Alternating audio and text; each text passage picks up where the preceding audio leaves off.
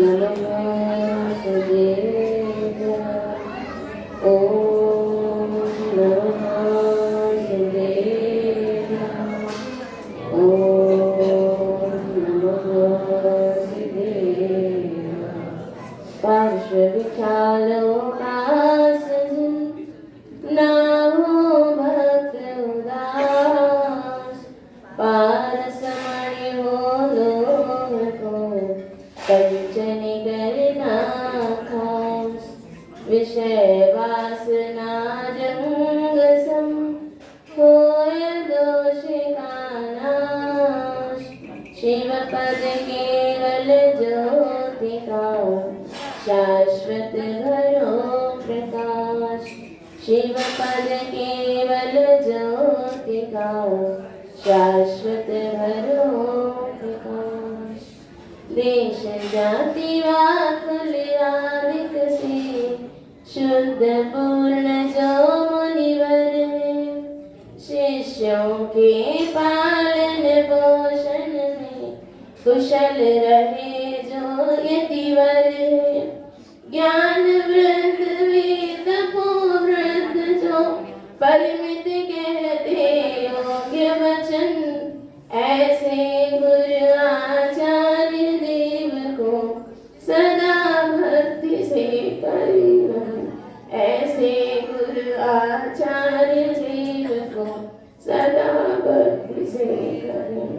बोलिए देवादिदेव श्री आदिनाथ भगवान की जय।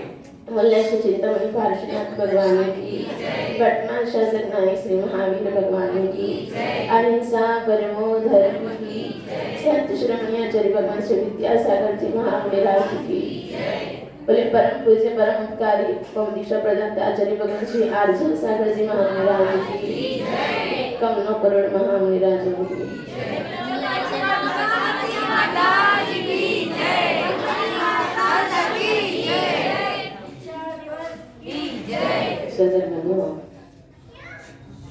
प्रत्येक आत्मा को जीवन तो मिलता है, लेकिन उस जीवन को सार्थक बनाना प्रत्येक आत्मा का कार्य नहीं होता।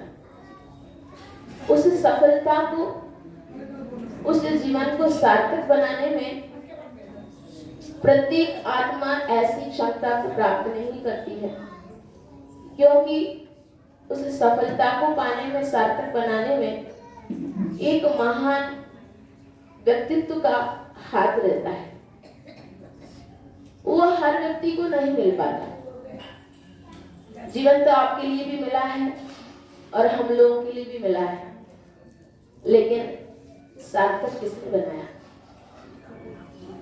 अभी सब लोग बोलना था मुझे, लेकिन सबने समय ले लिया। हम बोलेंगे, हम बोलेंगे, हम बोलेंगे। सबने बोल दिया और मेरे लिए समय नहीं बचा। ऐसे ही होता है।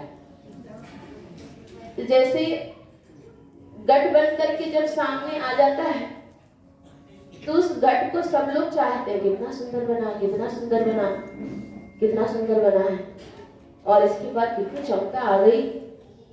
सब लोग उसको देख करके उसकी प्रशंसा तो करते हैं, लेकिन गठ बना कैसे? गठ बना कैसे? किसका हाथ है उसमें, उसको हम भूल जाते हैं। ऐसे हाथ, बिना हाथ के कोई भी चीज नहीं बनती। बिना पुरुषार्थ के, बिना निमित्त के कोई भी काम नहीं होता है। तो प्रत्येक जीवन का सार्थक बनाने वाले वे महान व्यक्तित्व कौन होते हैं? वे होते हैं गुरु। जिसके जीवन में गुरु नहीं, उसका जीवन शुरू नहीं है। आप लोगों का भी गुरु बनाया हो? आप लोगों के भी गुरु बने हैं? नहीं बने? कैसे बने? ऐसे बने जैसे नीचे बैठे हो। ये समर्पण का भाव आपका कम है अभी। भले बोल देते हो हम भी गुरु बनाए, हम भी गुरु बनाए हैं, लेकिन चला कहाँ? चलती कहाँ है? गुरु तो मात्र मार्गदर्शक बनते हैं। आपको हाथ पकड़ के चलाने के लिए तैयार होते हैं, लेकिन चलने के लिए तुम तैयार तो हो जाओ। आनाकानी नहीं होगी, तब जाकर के पूरा जीवन जब समर्पित हो जाता है, तब तुम्हारे लिए गुरु स्वीकार करते, ऐसे स्वीकार नहीं करते। और संसार में कई सारे रिश्ते होते हैं, जिस रिश्ते के लिए आप लोग इतने तरस जाते हो, एक एक रिश्ते बढ़ाते जाते हो, और सभी रिश्ते क्या नस्ले हो जाते हैं। कितने सारे रिश्ते बनाते रहते हो, जब मिले तब रिश्ते, जब मिले तब रिश्ते। ये सारे के सारे सभी रिश्ते टूट सकते हैं, लेकिन संसार में एक रिश्ता ऐसा है जो कभी छूटता है। कौन सा रिश्ता है? बहुत होशियार हो। गुरु शिष्य का नाता, गुरु शिष्य के जो रिश्ते हैं वे कभी नहीं टूटते। संसार के कितने बड़े बड़े व्यक्ति भी उसको तोड़ना चाहे तो भी बात टूट नहीं सकती। क्यों? शिष्य ऐसा नहीं बनता, शिष्य ऐसा नहीं बनता। शिष्य तो वह होता है जो संसार के कितने बड़े बड़े सामर्थ्यशाली भी आ जाए तुम्हारे सामने तुम्हारे हिलाने के लिए, तो भी तुम हिलो ना, तब तो तुम शिष्य कहलाए, न तो शिष्य नहीं होते। तुम्हारा समर्पण भाव जब छूट जाता है, जहां पर तुम्हारी श्रद्धा खत्म हो जाती है, वहीं पर रिश्ते समाप्त हो जाते हैं। चाहे वो लौकिक रिश्ता क्यों ना हो, चाहे वो धार्मिक रिश्ता भी क्यों ना हो, जब तक श्रद्धा है, जहां तक विश्वास है, वहीं तक रिश्ते चलते हैं। तो शिष्य वह होता है जो हमेशा जीवन भर के लिए ऐसा विश्वास को अपनाता है, क्योंकि शिष्य भी ऐसे गुरु को ढूंढता है। हम तो ये समझते हैं जीवन में कई गुरु मिले होंगे आप लोगों के लिए भी, लेकिन सच्ची गुरु मिलना हर व्यक्ति की बात नहीं, हर आत्मा की बात नहीं। गुरु तो कई मिलते हैं। नाव देखी हो आप लोग? नाव की पहचान आप लोगों के लिए है कि नहीं है? है। नाव की पहचान भी आवश्यक है। उस नाव की पहचान करके अगर बैठ जाओगे, ये नाव मुझे कहां समुद्र से मुझे पार करा देगी, ऐसे नाव में अगर बैठोगे तो तर जाओगे। अगर नाव ही ऐसा है, ओपल नाव है, क्या है ओपल नाव? जानते हो? जानते हो क्या? पत्थर की भी नाव होती। अगर पत्थर की नाव पर कोई बैठ जाए तो बताओ दिख सकता है? ये है नाव की पहचान। गुरु को भी ऐसे गुरु अपनाओ जो तुम्हारे लिए संसार से तरा सके, जो स्वयं मिथ्यात्व में डूबे हो और स्वयं ही कहां नीचे की ओर जिसको जाना है। पत्थर की नाव जो उसमें अगर बैठोगे, पत्थर तो वैसे ही अंदर घुस जाती है, वैसे ही डूबनी है उसको, और उस पर जो बैठता है उसको भी डुबाते। तो ऐसे ही स्वयं मिथ्यात्व करके स्वयं तो डूबना है संसार में, उनको चक्कर तो लगाना ही लगाना है। अगर उनके शरण में उनके अनुसार जो चलते हैं वो भी क्या है, वो भी संसार के ही चक्कर लगाते रहना है, तो आराम से करो, कोई दिक्कत नहीं। इसलिए नाव की भी पहचान होनी चाहिए। तो गुरु की भी सच्चे गुरु मिलना बहुत कठिन होता है। सच्चे गुरु की भी पहचान करो। कौन है सच्चे गुरु? पढ़ो रत्नगरंड श्रावकाचार, उसमें सच्चे गुरु की क्या लक्षण लिखे? विषयावशावशाती तो निरारंभो परिग्रह, ज्ञान ध्यान तपोरंता तपस्वी सप्रशस्त। विषय आशाओं से परिग्रहों से सबसे रहित हो और क्या करते हैं? ज्ञान ध्यान तप में जो लीन रहते हैं, तो वे सच्चे गुरु होते हैं।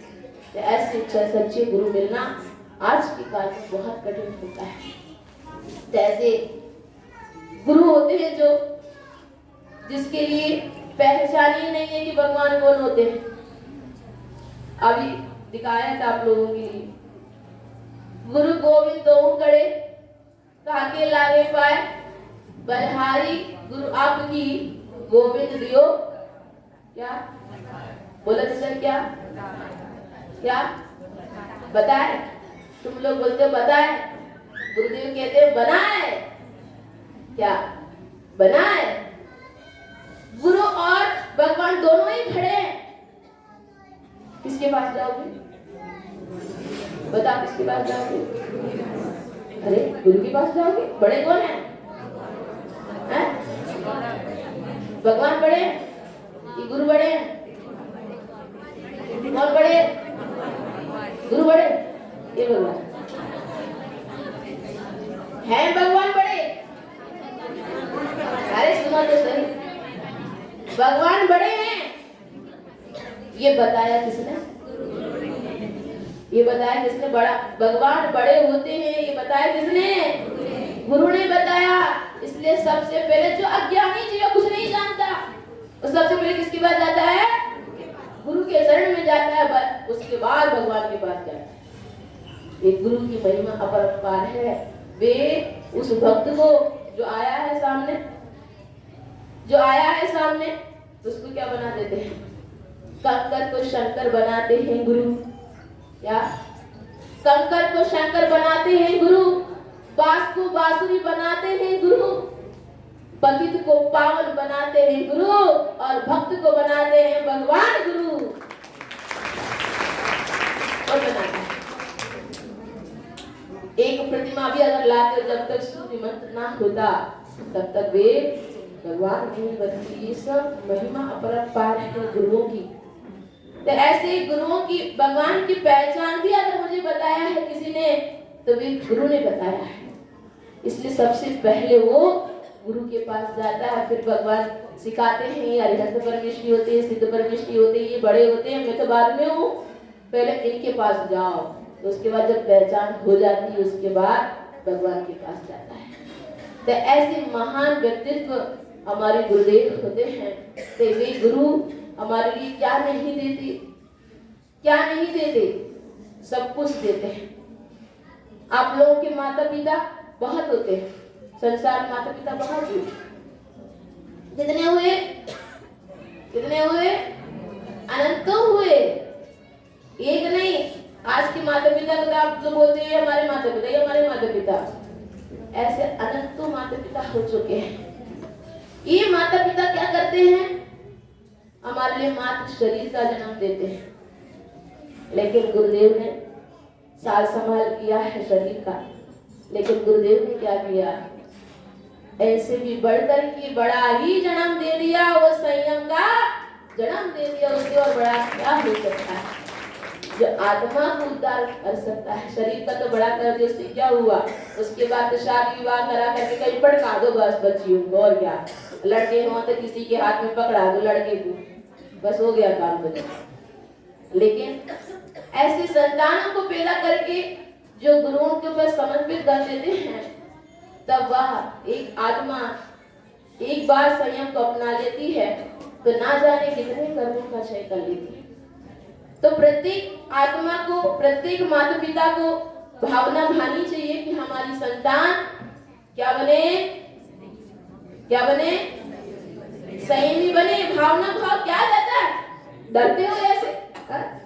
जब भी जो भी बच्चों को हमारे पास लाते हैं, हम तो बोल देते हैं ये आदिका बने। अभी 2 बच्ची आई थी, एक साथ जन्म हुआ 10 दिन से दोनों, तो हमने दोनों के एक साथ लाया। हमने कहा दोनों के एक साथ बोलते, दोनों आदिका बनना, कहीं नहीं फंसना तुमको। अब क्यों ना अपन बोलो, अपन भावना भावने में क्या जाता है? अपन तो भावना भाव जब बड़े होकर के बने चाहे नहीं बने, लेकिन मैंने जो भावना भाई है वो कभी मेरा तक तो नहीं। उस समय जो आपने शुद्ध बना उसका पुण्य तो आपके लिए मिलेगा ही मिलेगा। इसलिए कभी भावना बांधने से कभी कंजूसी नहीं करना। एक मिट्टी जब समर्पित हो जाती है, समर्पण कितना बड़ा होता है देखिए। एक मिट्टी जब समर्पित हो जाती है किसके हाथ में? कुंभकार के हाथ में, तो कितना सुंदर एक गढ़ बनकर के तैयार। आप इस दृश्य को सुनते हैं और आचार्य परमेश्वरी ने तो मुख माटी के माध्यम से कितना सुंदर चित्रण किया है। एक चित्रण को भी अगर अपन पढ़ लेते तो ऐसा लगता कि कितना चिंतन किया हुआ। जब वह आता है कुंभकार और मिट्टी को खोद करके जब अपने सिर पर रख करके ले जाता है, तब मिट्टी को ऐसा लगता है कितना सौभाग्य आया। कहाँ मेरे ऊपर सब लोग गंदगी करके जाते थे, आज मेरे सौभाग्य ऐसा आया, मैं किसी के सिर पर बैठा, धन्य हो गया आज को। कौन सोच रहा? मिट्टी सोच रही है। और ले जाकर के जो पटक दिया, तो उसको लगा कि गुस्सा आ गया था, इसको मुझे पटक दिया इसने। उसके बाद धीरे से उसने हाथ लगा करके उसमें से कंकड़ पत्थर सब निकाल करके फेंका और उसके जो शत्रु हैं उसके पानी को उसमें मिलाया और उसके बाद रोंदा अपने पैरों से। जाकर के देखिए जब गट बनता है अपने पैरों से रोंदता है, एक एक रोम रोम उसके ऐसे कणकण ऐसे हो गए कि क्या करने वाले हैं मुझे। तो ऐसे रोंदते हैं उसके बाद गोला बनाता है। गोला बना करके अपने हाथों में जो लिया उसका थोड़ा दर्द दूर हो गया। और उसके बाद गोला बना करके जब इतना बड़ा चाक है उसके ऊपर जब उसको विराजमान किया तो उसको बहुत अच्छा लगा। देखो कहाँ पड़ी हुई थी मैं और कितना सौभाग्य है कि मैं एक किसी आसन पर विराजमान हो गई।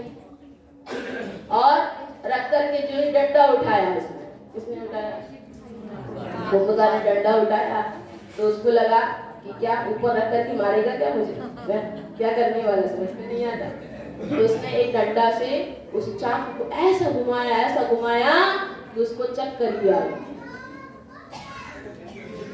घुमा करके उसके बाद डंडे को फेंक दिया और उसके बाद इसे अपने हाथों को पास में लाया और हाथ से उसने ऐसा आकार करते गया सुंदर आकार बन गया। उसके बाद उठा करके धीरे से धूप में रखता है, हल्की सी धूप में सुखाते हैं। उसके बाद क्या करते हैं, उसको जहाँ कहीं सुधारना हो तो उसमें थोड़ा सा क्या करते हैं, हाँ थोड़ा सा छूट मारना पड़ता है। तो जहाँ ठीक नहीं वहाँ ठीक किया और उसके बाद क्या किया, थोड़ा सा अच्छी धूप में सुखा दी। उसके बाद अंत में अग्नि परीक्षा दे दी। अग्नि परीक्षा दे करके जो सुंदर बन करके उसके बाद ऊपर रंग रोगन करते हैं वो बात अलग है।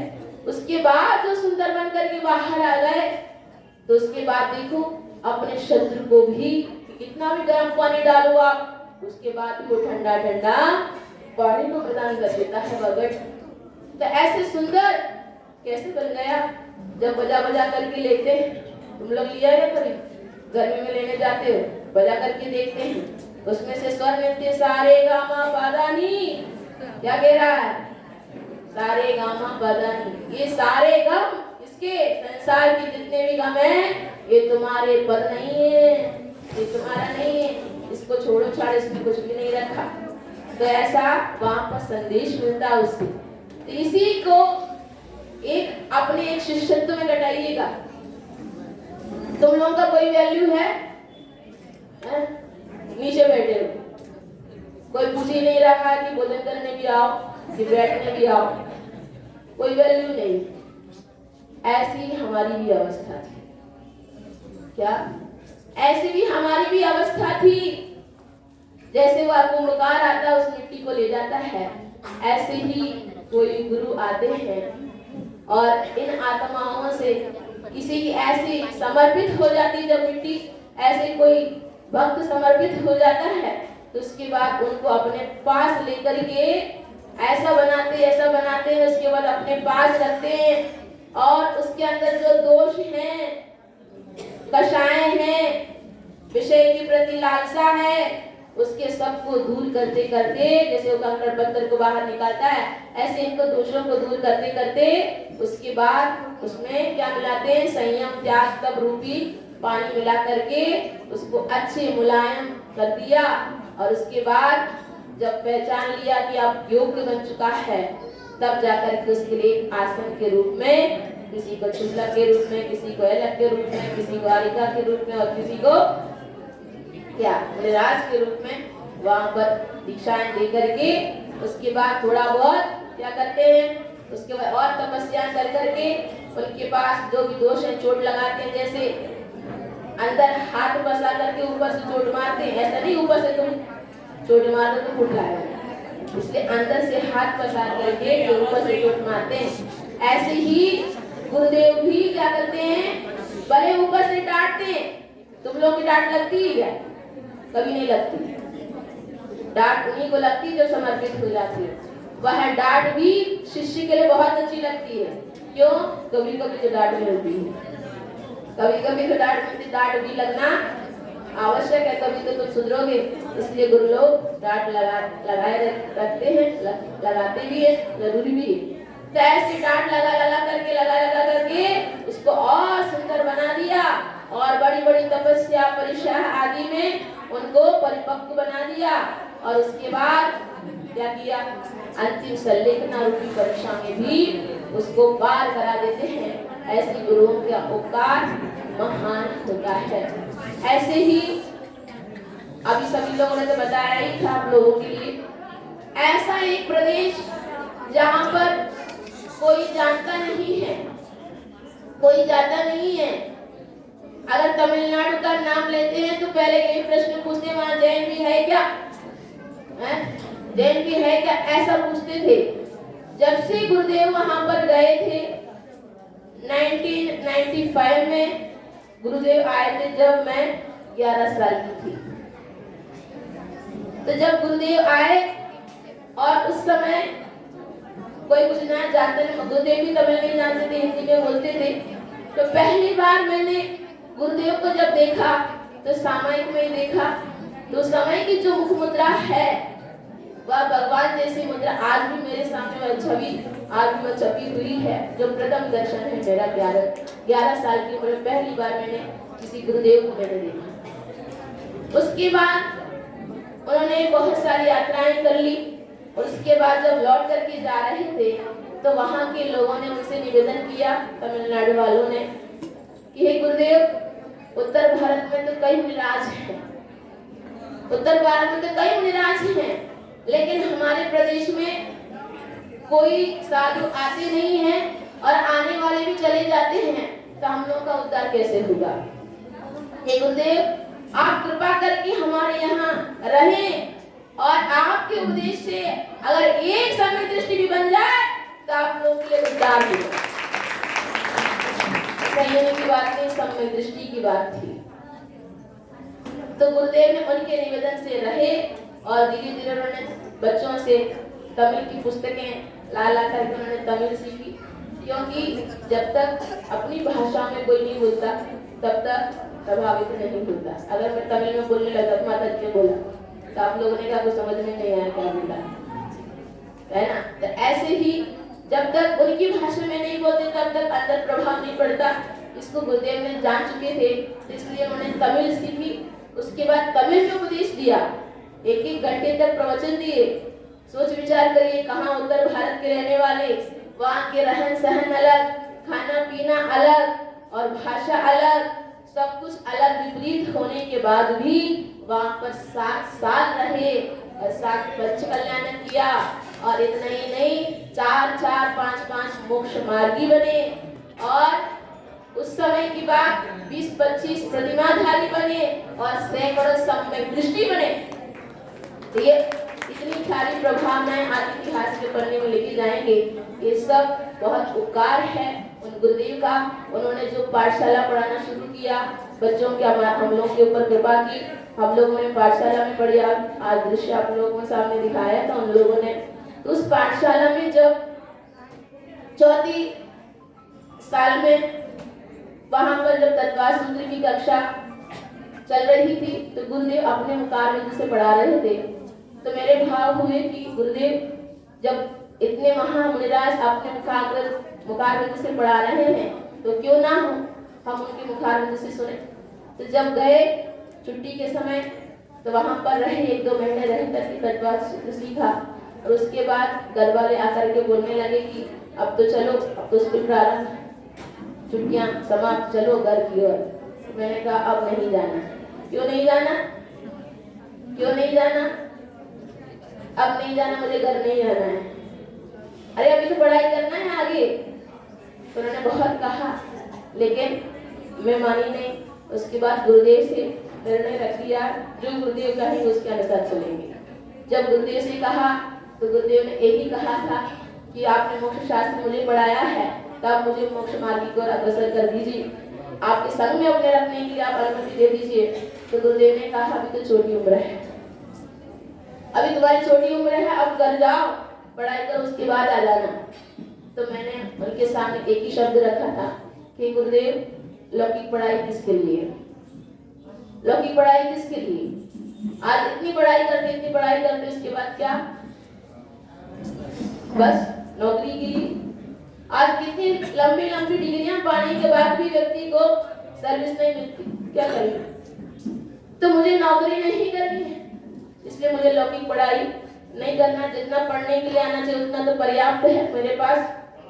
अब हमें धार्मिक पढ़ाई के माध्यम से, जैसे विद्यासागर जी महाराज ने, देखो ज्ञान सागर जी महाराज जी के पास जाकर के उन्होंने इतना अध्ययन किया कि आज लोकोत्तर बनकर के, सब साधक बनकर के इतना बड़ा विशाल परिसाधना की है।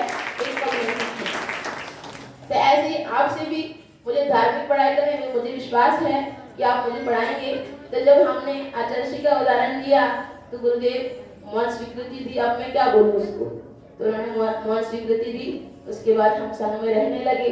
धीरे धीरे अब 16 साल में आजीवन व्रत हो गया था और 16 साल में ही सफेद साड़ी आ गई थी और केश नोच भी प्रारंभ हो गया था। मतलब कुछ भी नहीं जानते थे, मैंने तो अच्छा समझा। मतलब उसके बाद जो उम्र है वो बिगड़ने की रहती है। क्या जब तक स्कूल में रहते हैं तब तक बिल्कुल ठीक। आज की बात तो और अलग है, आजकल तो स्कूल जहाँ से प्रारंभ होता है वहीं से बिगड़ने लग जाता है। आज की बात नहीं कह रहे, पहले की बात। स्कूल तक तो कुछ भी नहीं जानते। जो जो कॉलेज की ओर बढ़ते हैं तो धीरे धीरे उनके भाव और कुछ होने लग जाते हैं। इसलिए मेरे लिए अच्छा हुआ कि मुझे कॉलेज जाना ही नहीं पड़ा और उन सब चीजों को देखना ही नहीं है कि क्या विषय कषाय हैं, कुछ भी नहीं देखा मैंने। तो मैंने 16 साल में सब कुछ समर्पित कर दिया, गुरुदेव के समक्ष अपना पूरा जीवन समर्पित कर दिया। इसका बड़ी देन जो ग्रस्त अवस्था की माँ है उनके लिए बहुत बड़ी देन रही। उनकी बहुत भावना थी कि मेरी एक आज संतान वो शुमार की ओर बढ़े, और उनकी भावना से हमारे लिए प्रेरणा मिली। और उन्होंने ऐसी स्थिति पर, ऐसी परिस्थिति पर उन्होंने भी मेरे लिए बहुत साथ दिया। और उसके बाद इतना साथ दिया कि गुरुदेव ने जब कहा कि अब इनके साथ कोई ना कोई रहना चाहिए, तब पिताजी को रहते हुए भी बेटा की शादी नहीं हुई। बेटी की मात्र शादी हुई थी, बड़ी बेटी की, बेटा की शादी नहीं। फिर भी उन्होंने अपनी स्वीकृति दी कि जहां पर भी ये रहेगी, चाहे आपके साथ रहे, चाहे वो घर पे रहे, मैं जब तक मेरा जीवन रहेगा तब तक इसका साथ दूंगी मैं। और उन्होंने पूरा साथ दिया। जहां पर भी जाते थे तो हमारे साथ रही। अगर घर पे रहना तो साथ में जाना, अगर गुरुदेव के पास रहना तो साथ में रहना। और इतना ही साथ में दीक्षा के समय भी उन्होंने साथ दिया। ऐसे विरले समय आते हैं जो माँ और बेटी की दोनों की एक साथ दीक्षा होती है। तो वह सौभाग्य भी हम लोगों के लिए मिला कि माँ के साथ दीक्षा लेने के लिए। और थोड़ा सा उनका पुण्य कम रहा, इसलिए 2 साल तक अपना जीवन संयम में बिता पाई। उसके बाद उन्होंने पिछी कमंडल के साथ और गुरु के सानिध्य में रहते रहते उनकी समाधि भी हुई। ये बहुत बड़ी बात हो गई, क्योंकि संयम के साथ जाना ये हर व्यक्ति की बात नहीं, और संलेखना के साथ मरण होना ये भी बहुत बड़ी बात होती है। और मुझे भी वह सौभाग्य मिला कि अपनी माँ को संलेखना करानी थी। ये भी हर बेटी को ये सौभाग्य भी नहीं मिलता, तो वह सौभाग्य भी मुझे मिला। तो इस तरह अपना जीवन यात्रा चल रही है। ये सब गुरुओं की देन है। तो जब तक गुरु के हाथ में अपना ये क्या है, पतंग चढ़ाते हो आप लोग, पतंग तभी तक ऊपर जाती है जब तक तुम्हारे हाथ में तो ऐसे ही अपना जीवन भी तब तक ऊंचाई को छूते हैं जब तक तुम्हारी डोर किसके हाथ में हो, पतिदेव के हाथ में, गुरु के हाथ में है। तो निश्चित हो जाओ, अपन तो उड़ते जाओ ऐसी ऊंचाइयों पर पहुंचेंगे, क्योंकि मेरी डोर गुरुदेव के हाथ में है। तो कोई मेरे लिए चिंता है नहीं है, तो उड़ते जाएंगे। यही गुरुदेव भी चाहते हैं। कभी कभार छोड़ के देखते हैं ये लोग क्या करते हैं। कभी इतने दूर हम तो रहे नहीं है, पहली बार इतने दूर रहे कोई बात नहीं। मैं कहती हूँ ये सब गुरुओं की कृपा बहुत बड़ी निराली होती है। तो ऐसे गुरुओं का समर्पण, गुरु पर श्रद्धा हमेशा बनी रहे। और तो कहते हैं है कृपा जिनकी मेरे ऊपर, है कृपा जिनकी मेरे ऊपर, यह जीवन भी उन्हीं की वरदान है कृपा जिनकी मेरे ऊपर, यह जीवन भी उन्हीं का वरदान है। शान से सिखाया जिसने, आर्जव सागर उन्हीं का नाम है। शान से जीना सिखाया जिसने, आर्जव सागर उन्हीं का नाम है। तुम चरणों की धूली गुरुवर जिस प्राणी को मिल जाती, तुम चरणों की धूली गुरुवर जिस प्राणी को मिल जाती, अटल विश्वास हमारा है कि उनकी किस्मत भी खुल जाती। अटल विश्वास है हमारा है कि उनकी किस्मत भी खुल जाती। किस्मत खुली हमारी गुरुवर, किस्मत खुली हमारी गुरुवर, बिन मांगे ही सब कुछ पाया है। किस्मत खुली हमारी गुरुवर, बिन मांगे ही सब कुछ पाया है। तुम्हारे आशीष से जीवन में सच्चा आनंद आया है। तुम्हारे आशीष से जीवन में सच्चा आनंद आया है। शरण मोती पूज गुरु को अपना शीश झुकाते हैं। शरण मोती पूज गुरु को अपना शीश झुकाते हैं। जी हजारों साल गुरुवर हम यही भावना पाते हैं। जी हजारों साल गुरुवर हम यही भावना पाते हैं। बोले परम पूज्य परम कार्य चक्रवर्ती आर्द्र सागर जी महाराज की जय। गुरु आज्ञा करेंगे और उसके बाद